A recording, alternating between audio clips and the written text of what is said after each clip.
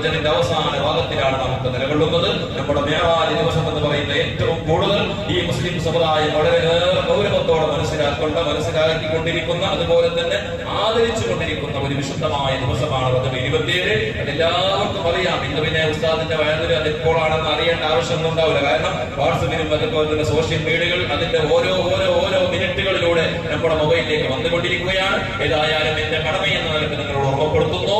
ഇൻഷാ അല്ലാഹ് അത് നമ്മുടെ തിങ്കളാഴ്ച കഴിഞ്ഞ ചൊവ്വാഴ്ച രാത്രിയാണ് 27ാമത്തെ രാത്രി. പിറ്റേ ദിവസത്തിന്റെ നോമ്പ് അത് വളരെ പ്രധാനപ്പെട്ട ഒരു സുന്നത്താണെന്ന് പണ്ഡിത ലോകം അഭിപ്രായപ്പെട്ട കാര്യമാണ്. അതുകൊണ്ട് അതുമായി ബന്ധപ്പെട്ട ചർച്ചകളിലേക്ക്, വിവാദങ്ങളിലേക്കൊന്നും ആരും കടക്കാതെ സാധിക്കുന്നവർക്ക് നോമ്പ് നോക്കണം. സാധിക്കാത്തവർ അവർക്ക് കാരണമുണ്ടെങ്കിൽ നോമ്പ് നോക്കിനെ കിട്ടിക്കാനാവുകയില്ല. പക്ഷെ അതിനെ വിമർശിക്കാൻ പലപ്പോഴും പറയാറുള്ളത് പോലെ വിമർശനങ്ങളിൽ നിന്ന് നമ്മൾ വിട്ടു നിൽക്കേണ്ടവരാണ്. ദീനിയായ കാര്യങ്ങൾ പ്രത്യേകിച്ചിട്ട് അറിവില്ലാത്ത ആളുകൾ അത്തരം വിമർശനാത്മകമായ കാര്യങ്ങൾ പറയുകയോ കേൾക്കുകയോ അവരോട് കൂടുകയോ ചെയ്യരുത്.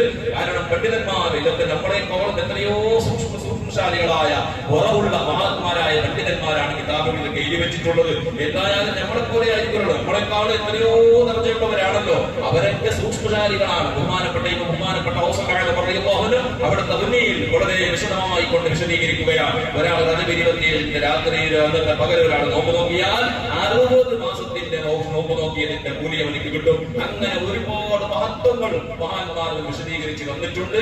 അന്നത്തെ പകലുകളിലൂടെ, അന്നത്തെ രാത്രികളിലൂടെ അല്ലാഹുവിലേക്ക് പ്രത്യേകം ദുആ ചെയ്യേണ്ട സമയമാണ്. അതിനേക്കാളും പ്രധാനമായി മനസ്സിലാക്കേണ്ട ഒരു വിഷയം, അല്ലാഹു സുബ്ഹാനഹു വ തആല ഉമ്മത്തിലേക്ക് 5 വക്ത് നിസ്കാരം നിർബന്ധമാക്കിയ ദിവസമാണ്. നിസ്കാരത്തിന്റെ വാർഷികമാണ് നമ്മൾ കൊണ്ടാടുന്നത്. റജബ് 27 വളരെയേറെ പ്രധാനപ്പെട്ട ഒരു അമലാണ്. നമ്മുടേതായിരിക്കുന്ന ഇബാദത്തുകളിൽ ഏറ്റവും പ്രധാനപ്പെട്ടത് അഫ്ദലുൽ ഇബാദാത്തിൽ ബദനിയത്തി കുല്ലിഹാ അസ്സലാ എന്ന് ഫഖഹാ നമുക്ക് പഠിപ്പിച്ചതാണ്. നമ്മുടെ ശരീരം കൊണ്ട് ചെയ്യുന്ന ഏറ്റവും പ്രധാനപ്പെട്ട ഒരു അമലാണ് നിസ്കാരം എന്നുള്ളത്. അതുകൊണ്ടാണ് അല്ലാഹു സുബ്ഹാനഹു വ തആല എല്ലാ അമലുകളെയും നോക്കിൽ അല്ലാഹു സുബ്ഹാനഹു വ തആല ജിബ്രീൽ മുഖേനയാണ് ഉമ്മത്തിലേക്ക് പഠിപ്പിച്ചത്. അതുപോലെ തന്നെ സകാത്തിനെ മറ്റുള്ള എല്ലാ കാര്യങ്ങളും അല്ലാഹു സുബ്ഹാനഹു വ തആല ജിബ്രീൽ അലൈഹിസ്സലാത്തു വസ്സലാം മുഖേന ഉമ്മത്തിലേക്ക് പഠിപ്പിച്ച് നബി സല്ലല്ലാഹു അലൈഹി വസല്ലം വഹി മുഖേന സന്ദേശം അറിയിച്ചിട്ടുണ്ടെങ്കിൽ 5 വക്ത് നിസ്കാരത്തിന്റെ കാര്യം സാധാരണ വിഷയമല്ല, സാധാരണ പോലെയല്ലെന്ന് അല്ലാഹു തന്നെ വെളിയിക്കുകയാണ്. അല്ലാഹു സുബ്ഹാനഹു